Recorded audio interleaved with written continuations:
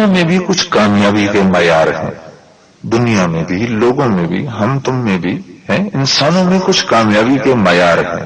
کچھ کامیابی کے معیار اللہ اور اس کے رسول کے ہیں. ٹھیک ہے، دنیا میں کامیابی کا معیار کیا ہے کہ بھئی کس کے پاس کتنی دولت ہے، کس کے پاس کتنی شہرت ہے، کتنا نام ہے، کتنا سٹیٹس ہے، گھر کے باہر کتنی بی ایم ڈبلوز کھڑی ہیں، کتنی فراریز کھڑی ہیں، ہاں، مکان کتنا بڑا ہے. ہاں جی، آج 600. میرا ایک دوست مجھے بتا رہا کہ میرا مکان یار تجھے پتا ہے پہلے 3 لاکھ پاؤنڈ کا تھا، اب 5.5 لاکھ پاؤنڈ کا ہو گیا ہے.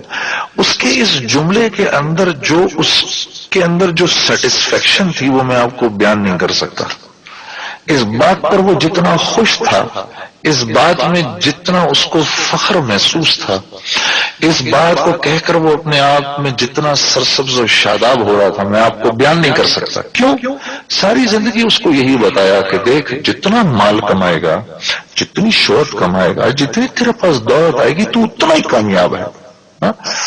پریپ کلاس میں داخل ہوئے، 1 گریڈ سے لے کر 10ویں گریڈ تک ہم نے نہ دائیں اللہ کو پڑھا نہ بائیں اللہ کو پڑھا، نہ کبھی. یہ میرا پیارا بھائی ابھی جو پہلا جملہ جو ابھی اپنی نعت کا پڑھ رہا تھا کہ اللہ کی جیسے جو مفہوم جو مجھے سمجھ میں آیا کہ جس کے دل میں اللہ کے رسول صلی اللہ علیہ وسلم کی سنتوں کی عظمت نہیں، وہ بیچارہ الٹا کھڑا ہو جائے 100 سال تک لیکن اللہ سے قربت حاصل نہیں کر سکتا. اب یہ بات کس نے سنی؟ ہمیں کس نے بتائی یہ بات؟ کبھی اسکول میں سنی بھائی یہ بات؟ ہاں جی، کہ کوئی ایک کلاس لگتی ہو اس کے اندر یہ بتایا ہو دیکھو بھائی اگر کامیابی چاہیے تو کامیابی تو وہ ہے جو اللہ اور اس کے رسول کے سامنے جو کامیابی ہے وہ کامیابی ہے. یہ کسی نے بتایا آج تک؟ کبھی نہیں سنا ہم نے. ہاں، کبھی نہیں سنا.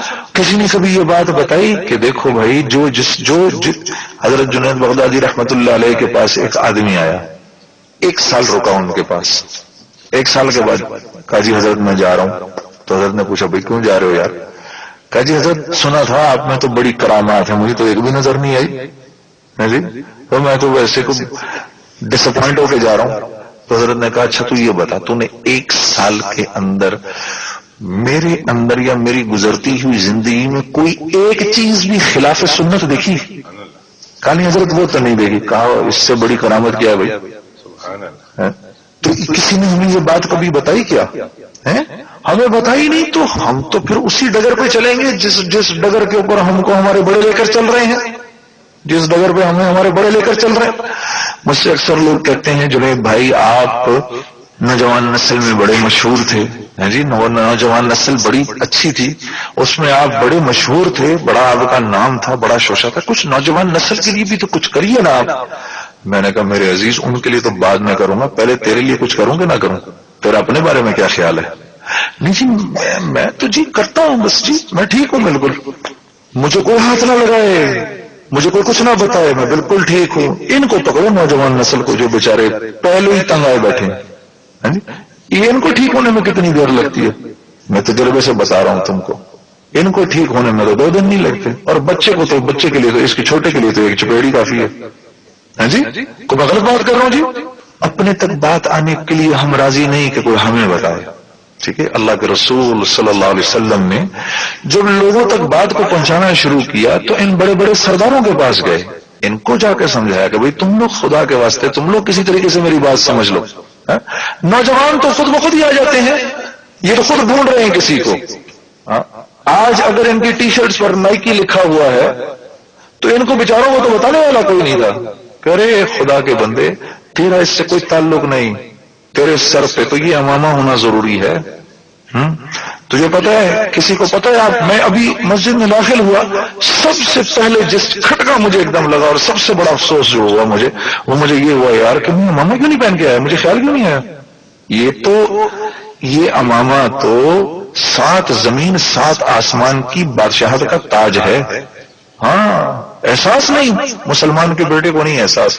وہ یہاں پر نائکی کا بلا لگا لے گا، ہاں جی، وہ اپنی چھاتی کے اوپر کسی اور کا وہ چپکا لے گا. یہی دنیا جہان کی جو گھومتے پھر رہے ہیں، اس میں اپنی عزت محسوس کرے گا. کیوں؟ پہلی جماعت میں جب اسکول میں داخل ہوا اس کو بتایا یہ عزت کے معیار ہیں، تو وہ بیچارہ آج انہی کے پیچھے بھاگ رہا ہے. اب مجھے خود بتاؤ نا کہ جب میں 6 سال کی عمر کا تھا میرے سر سے ٹوپی اتاری گئی, میرے گلے میں ٹائی لٹکائی گئی, تو اب جب میں 16 سال کا ہوں گا تو میں اسی ٹائی میں اپنی عزت محسوس کروں گا. یہ سر پہ ٹوپی پہننے میں اپنی عزت نہیں محسوس کروں گا. میں نے داڑھی بھی رکھ لی. داڑھی رکھنے کے بعد جب سر پر ٹوپی رکھنے کا ٹائم آیا تو میرے سے ٹوپی نہیں رکھی جاتی تھی, نہیں رکھی جاتی تھی. آر محسوس کرتا تھا, میں آر محسوس کرتا تھا, یار میں کیا بن رہا, ایک 3rd کلاس آدمی سر پہ ٹوپی. توبہ کرو, میں تو نماز بھی پڑھنے جاتا تھا سر پہ ٹوپی نہیں رکھتا تھا. بیٹھے ہیں سب لوگ. کسی کو میں نے کہا یار کہ بھائی سر پہ آپ ٹوپی کیوں نہیں رکھ لیتے؟ میں نے سعودی عرب میں دیکھا ہے سر پہ ٹوپی نہیں ہے, میں بھی سر پہ ٹوپی نہیں پہنوں گا. اچھی یار بات ہے, خدا کے بندے, کیونکہ خود نہیں پہننی اس لیے کسی اور کا نام لے رہے ہو. تو میں سر پہ ٹوپی رکھتا تھا, پھر جا کے شیشے میں اپنے آپ کو دیکھتا تھا, پھر اتار دیتا تھا, پھر رکھتا تھا, پھر اتار دیتا تھا. 4 من کا وزن لگتا تھا یہ مجھے اپنے سر پہ یہ ٹوپی. لیکن میں تم سب کو بتا رہا ہوں, اللہ کی قسم کی محمد سے وفا تو نے تو ہم تیرے ہیں. یہ جہاں چیز ہے کیا, لوح و قلم تیرے ہیں. ہاں یہ محمد صلی اللہ علیہ وسلم سے وفا کرنے والے تھے. اللہ کہہ رہے, یعنی یہ تو یعنی وہ اقبال کہہ رہا ہے اللہ جل شانہ کی جانب سے کہہ رہا ہے کہ اللہ جل شانہ جیسے مخاطب کر کے ہمیں تمہیں کہہ رہے ہیں ارے یہ جہان کیا چیز ہے. حضرت عمر رضی اللہ تعالیٰ عنہ کے دور میں مصر میں دریائے نیل سوکھ گیا, تو وہ لوگ ایک عورت کو لے آئے تیار کرا کے, میک اپ کرا کے, اور اس کو کہا جی اس کو بینڈ چڑھائیں گے یہاں پر, اس کا خون بہائیں گے. حضرت عمر بن العاص نے کہا بھئی یہ کون سی بات ہے, یہ تو اسلام کے بعد اب یہ سب کچھ نہیں چل سکتا. حضرت عمر رضی اللہ تعالیٰ عنہ کو ایک خط لکھا. جب خط پہنچا تو حضرت عمر رضی اللہ تعالیٰ عنہ نے دریائے نیل کے نام ایک خط لکھا جی, اور اس خط کے اندر کیا لکھتے ہیں کہ اے دریائے نیل, اگر تو اپنی مرضی سے چلتا ہے تو ہمیں تیری کوئی ضرورت نہیں, اور اگر تو اللہ کے حکم سے چلتا ہے تو اس دنیا میں اللہ کا خلیفہ عمر بن خطاب تجھ کو یہ حکم دیتا ہے کہ تو چل. اور یہ خط طے کروا کر قاصد کے نام دیا کہ جاؤ یہ خط جا کر مصر کے گورنر عامر بن العاص کو دو کہ اس کو جا کر دریا کے سوکھے دریا کے بیچ میں رکھ دے. اب یہ کیونکہ بات بہت بڑی بات تھی اور یہ واقعہ ہماری تاریخ کی کتابوں میں ہمیں نہ ملتا اگر اس کو ہر خاص عام نے نہ دیکھا ہوتا, کیونکہ اس زمانے میں وہاں پر عیسائی بھی تھے تو وہ عیسائی بھی پہنچ گئے کہ دیکھیں تو صحیح مسلمانوں کے خلیفہ کا کیا مذاق اڑتا ہے جی, یہ دریا کو چلنے کو کہہ رہا ہے جی. آج کے مسلمان نوجوان کو یہ بات بتاؤ تو وہ منہ پیچھے کر کے کھسیانی ہنسی ہنسنے لگے گا کہ یہ کون پاگل کیا بات کر رہا ہے. مسلمان کے بیٹے کو آج یہ بات اگر کہو گے تو وہ بھی ہنسے گا. کیوں؟ کیونکہ آج یہ عمر ہونے کو آ گئی ہے, ابھی بھی وہ اپنے سر کی آنکھ سے دیکھ رہا ہے, یہ ابھی بھی سوئی پڑی ہے آنکھ اندر کی, یہاں سے اس کو نظر نہیں آ رہا, وہ اس آنکھ سے دیکھ رہا, اس آنکھ سے دیکھ رہا ہے. کہہ رہا ہے سود لینے میں کیا نقصان ہے جی, 100 روپے تھے میرے پاس 120 روپے ہو گئے.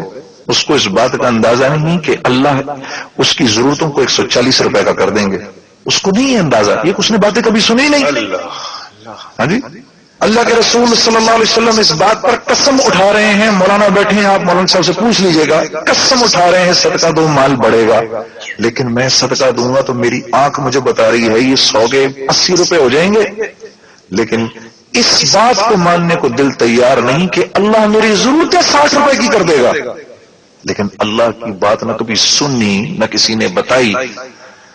تو اب وہ بھی پہنچ گئے سارے کے سارے, انگریز بھی پہنچ گئے کہ دیکھیں بھائی یہ کیا ہے, بھائی عیسائی بھی پہنچ گئے سارے کیا ہے. تو جب وہ خط بیچ میں رکھا گیا تو دریائے نیل ایسا چلا میرے عزیزو, آج دنیا کے ہر دریا کا پاٹ اوپر نیچے ہوتا ہے. تقریباً 1400 سال اس بات کو گزر چکے ہیں, دریائے نیل کا پاٹ آج تک نیچے نہیں ہوا. یہ کس کے لیے ہوا؟ غلام محمد صلی اللہ علیہ وآلہ وسلم کے لیے. ہاں جی, ہاں ہم تو یہ بات بھولے بیٹھے ہیں. مت بھاگو ان بیچاروں کے پیچھے, مت بھاگو, رسوا ہوگے, صرف رسوائی ملے گی, مت ان کے پیچھے بھاگو. تو میرے عزیز یہ ہمارا آج کا سب سے بڑا مسئلہ ہے. ہمارے کامیابی کے معیار وہ ہیں جو غیروں کے ہیں. ہمارے کامیابی کے جو معیار ہیں وہ ہیں جو غیروں کے ہیں. ایک کامیابی کا معیار اللہ اور اس کے رسول کا ہے. ہاں، ایک بدو آپ صلی اللہ علیہ وسلم کے پاس آیا. حضرت خالد بن ولید اس وقت وہاں پر تشریف فرما تھے. کہنے لگا یا رسول اللہ آپ سے کچھ سوالات کرنے ہیں. کہا کرو بھائی. تو جو اس نے سوال کیے اور رسول اللہ صلی اللہ علیہ وسلم نے جو جواب دیے وہ حضرت خالد بن ولید نے اپنے پاس تحریر کر لیے. اس نے کہا یا رسول اللہ صلی اللہ علیہ وسلم میں سب سے بڑا امیر بننا چاہتا ہوں اور غنی بننا چاہتا ہوں. تو آپ صلی اللہ علیہ وسلم نے فرمایا قناعت کر لو سب سے بڑے امیر بن جاؤ گے. اس نے عرض کی یا رسول اللہ صلی اللہ علیہ وسلم میں سب سے بڑا عالم بننا چاہتا ہوں. کہا تقوی اختیار کر لو سب سے بڑے عالم بن جاؤ گے. اس نے عرض کی یا رسول اللہ صلی اللہ علیہ وسلم سب سے بڑا طاقتور بننا چاہتا ہوں. کہا اللہ کی ذات پر توکل کر لو سب سے بڑے طاقتور بن جاؤ گے. اللہ کی ذات پر توکل. وہ ایک ہمارے دوست بتانے لگے کہ میرا ایک دوست جا رہا تھا ایسے یہاں پر آ رہا تھا امریکہ جا رہا تھا کہیں. تو اس سے پوچھنے لگا بھائی کہ تو وہاں جا رہا ہے کیا معاملہ ہے بھائی. کہا یار وہ میرے یار دوست ہیں ادھر کوئی مسئلہ نہیں. کہ اگر وہ نہ ملے تو میں تو ڈالر تو لے جا رہا ہوں اور وہ بھی ختم ہو گئے. پھر اللہ مالک ہے. اللہ کا نمبر کون سا ہے جی؟ یہ ہے معاملہ. بس اس کو بدلنا ہے اور یہ بدلے گا انشاءاللہ. ضرور بدلے گا ضرور بدلے گا. تو کہا تقوی اختیار کرو. اس نے کہا یا رسول اللہ صلی اللہ علیہ وسلم میں سب سے اچھا انسان بننا چاہتا ہوں. جی یہاں سب سے اچھا انسان کون ہے بھائی؟ جس کے پاس سب سے زیادہ مال ہے. آپ صلی اللہ علیہ وسلم نے ارشاد فرمایا لوگوں کو نفع پہنچاؤ سب سے اچھی انسان بن جاؤ گے. کہا یا رسول اللہ علیہ وسلم اپنی دعاؤں کی قبولیت چاہتا ہوں. ہائے. کہا دعاؤں کی قبولیت چاہتا ہوں. کہا حرام سے بچو اللہ تمہیں مستجاب الدعوات بنا دے گا. میں ایک روایت پڑھ رہا تھا کہ آپ صلی اللہ علیہ وسلم کے ارشاد کے مطابق عبادت کے 10 درجے ہیں. عبادت کے 10 درجے ہیں. 9 درجے حلال روزی ہے. 1 درجے میں نماز روزہ حج زکوٰۃ نوافل قرآن کا پڑھنا. یہ اس معاشرے میں 2 چیزیں ہو جائیں یہ معاشرہ جنت بن جائے. ایک مرد حلال روزی پر آ جائے ایک عورت پردے میں آ جائے. یہ معاشرہ جنت بن جائے. اب یہ تو دیکھو کہ اللہ کے رسول صلی اللہ علیہ وسلم کے یہاں کامیابی کا معیار کیا ہے. یا رسول اللہ صلی اللہ علیہ وسلم رزق میں بڑھوتی چاہتا ہوں. رزق میں بڑھوتی چاہتا ہوں. ایک دم میرے دل میں خیال گیا اگر میرے سے یہ بننا پوچھتا میں کہا خوب بے وقوف 1 دکان کی 2 دکانیں کر لے مسئلہ حل ہے جی. رزق کی بڑھوتی ہوگی 1 کی 2 دکانیں کر لے. ارے 1 فیکٹری لگائیے دوسری فیکٹری لگا لے ہے جی. پہلے تو 8 گھنٹے دے رہا اب 16 کے 16 گھنٹے اسی کام میں دے تو ہے جی. بھول جا سب کچھ. پہلے جو بمشکل تمام تیری 1 نماز مسجد میں ہو رہی ہے وہ بھی جائے کام سے ہے جی. میرے سے اگر وہ پوچھتے تو میں تو یہ جواب دیتا. اللہ کے رسول صلی اللہ علیہ وسلم کیا جواب دے رہے ہیں ہر وقت باوضو رہو تو اللہ تمہارے رزق کو بڑھا دیں گے. ہر وقت باوضو رہو. کیا فرما رہے ہیں آپ صلی اللہ علیہ وسلم حضرت بلال رضی اللہ تعالیٰ عنہ کو. اے بلال تیرے قدموں کی آواز مجھے اپنے آگے آ رہی تھی جنت میں تو ایسا کون سا عمل کرتا ہے. کہا یا رسول اللہ علیہ وسلم ایسا تو کوئی عمل نہیں ہے. ہاں یہ ہے کہ جب بھی وضو ٹوٹتا ہے فوراً وضو کر کے 2 رکعت نماز تحیۃ الوضو پڑھ لیتا ہوں. کامیابی کے معیار ہم وہ کامیابی کے معیار نہیں بنا سکتے جو انہوں نے بنائے ہوئے ہیں. ہمارے لیے وہ کامیابی کا معیار نہیں ہے. ہمارے لیے کامیابی کے معیار تو وہ ہیں جو اللہ اور اس کے رسول کے کامیابی کے معیار ہیں میرے عزیزوں. ہاں میں مولوی طارق جمیل صاحب سے ملاقات ہوئی تو میں نے عرض کی میں نے کہا مولانا پہلی ملاقات میری بڑی عجیب ملاقات تھی. میرا ایک دوست مجھے پتہ نہیں کس طرح سے تبلیغ میں شروع میں تو بہلانا پسلانا ہی ہوتا ہے. یاریاں لگانی ہوتی ہیں منتیں کرنی پڑتی ہیں سب کچھ اس کو کرا کے مجھے بہلا پسلا کے لے گیا کراچی کے اجتماع پر. اللہ کی شان مولانا ادھر آئے ہوئے تھے. تو اب وہ کچھ ایسا معاملہ ہوا کہ مجھے پہلے دن ہی میں نے کہا یار یہ کیسے اچھے لوگ ہیں. ورنہ شروع میں تو جیسا ہم اوروں سے سنتے ہیں کہ وہ یہ سارے داڑھی والے جو ہیں یہ تو سب کے سب ابھی مار دیں گے ہم کو جان سے. تو میں بھی یہی ڈرا یا پہنچا وہاں پر اپنے دوست کو میں نے کہا اتنے سارے داڑھی والے لوگ یار یہ مار دیں گے مجھے تو کدھر لے آیا یار اس نے کہا پاگل کیوں ماریں گے یار، ایویں ہی مار دیں گے. تو خیر وہاں پر میرا ملنا ملانا ہوا، اس کے بعد میں نے انجوائے کیا. پہلے دن زندگی میں، پہلے دن تبلیغ سے پہلی دفعہ زندگی میں واسطہ پڑ رہا ہے. میں اپنی جینز اور ٹی شرٹ پہن کر گیا تھا. تو شام کے وقت اس نے مجھے کہا چل تجھے گھر چھوڑ دوں. میں نے کہا یار چلتا تو ہوں میں، لیکن یہ کیا کہ بستر کیا پڑے گا یہاں پر، سلیپنگ بیگ جو پڑے گے. اس نے کہا یار یہ لوگ رات کو یہاں سوئیں گے. میں نے کہا کھلے آسمان کے نیچے یہ سوئیں گے؟ ہاں یار سوئیں گے. تو میں نے کہا میں بھی سو سکتا ہوں. اب یہ میں نے کچھ تبلیغ سے متاثر ہو کے نہیں کی تھی یہ بات. میں نے کہا یار میں اتنا رف اینڈ ٹف آدمی ہوں، میں بڑا جان شان بنا کے رکھتا تھا. میں نے کہا یہ اتنا بوڑھا بابا سو سکتا ہے تو میں کیوں نہیں سو سکتا ہے؟ تو کہنے لگا کہ ہاں تو بھی سو سکتا ہے، سو جا.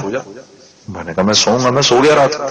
اور 4 بجے کے قریب ان لوگوں نے تہجد پر اٹھا دیا کہ زندگی میں تہجد نہیں کبھی پڑھی، پتہ نہیں کیا اور کون سی نماز، اس میں پڑھنا کیا ہے بھائی،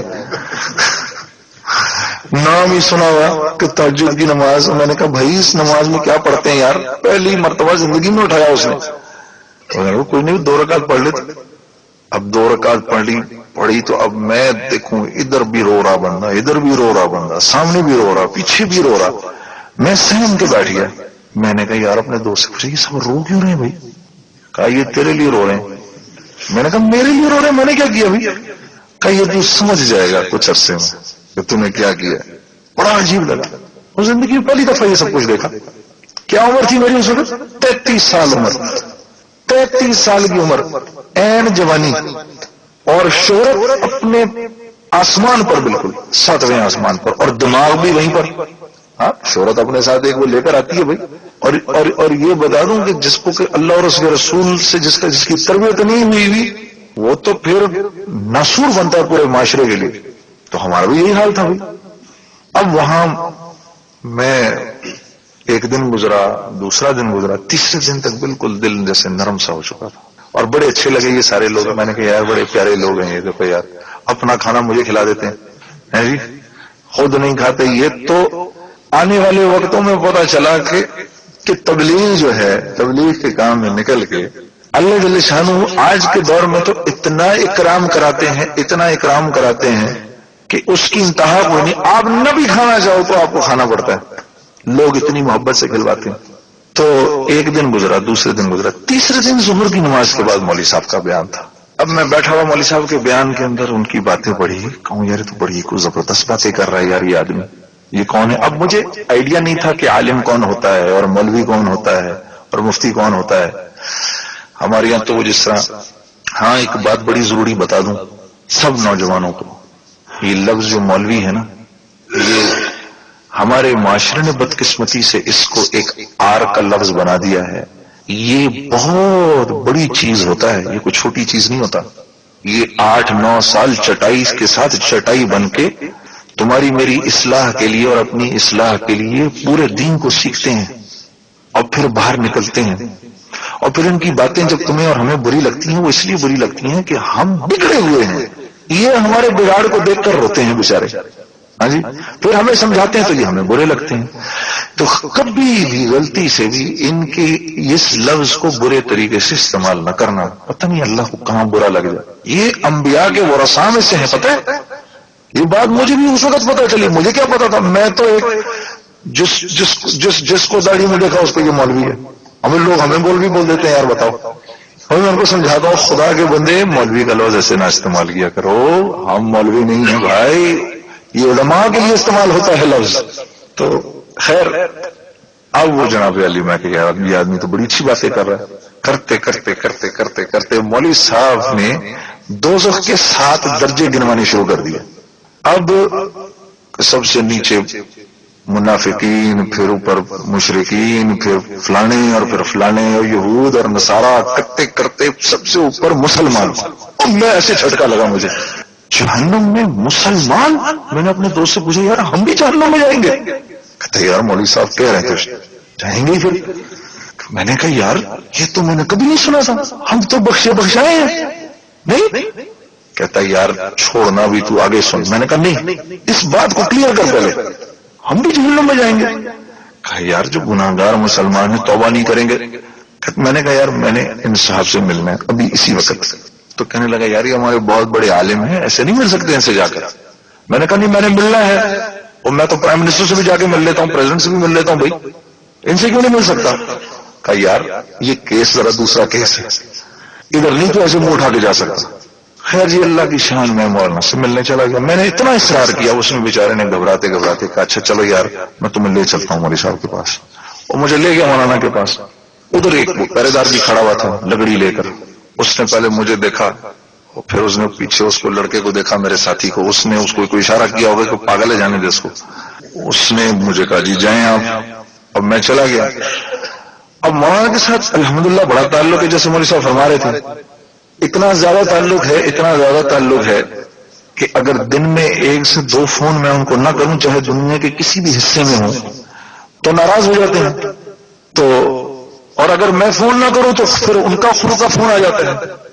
تو میں خیر پہنچا. میں نے اتنی مولوی صاحب کے ساتھ ان کی اتنے عرصے کی ان کی رفاقت میں آج تک مولانا کو کبھی اکیلے بیٹھے نہیں دیکھا، کبھی نہیں اکیلے دیکھا. ہمیشہ دوستوں کو دیکھا ان کے ساتھ، اور ان کے چاہنے والوں کو دیکھا. اس دن اللہ کی شان اپنے خیمے میں اکیلے بیٹھے ہوئے تھے. تو جب میں اندر داخل ہوا، میرے دوست نے اجازت لی کہ جی وہ میرا ایک دوست آپ سے ملنا چاہتا ہے، 1 منٹ کے لیے مل لیجیے مولوی صاحب.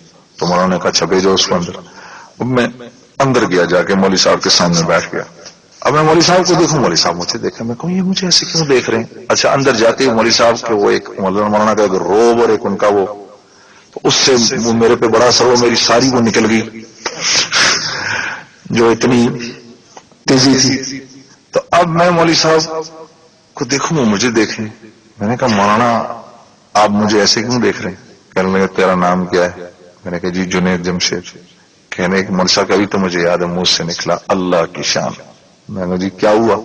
کہا میں ابھی فیصل آباد سے آ رہا ہوں، ایئرپورٹ کے اوپر میں نے تیری ٹی وی پہ تصویر دیکھی تھی، اور میں نے کہا یا اللہ یہ ایسا نوجوان کہ یہ نہیں ہو سکتا اس کی میری ملاقات ہو جائے.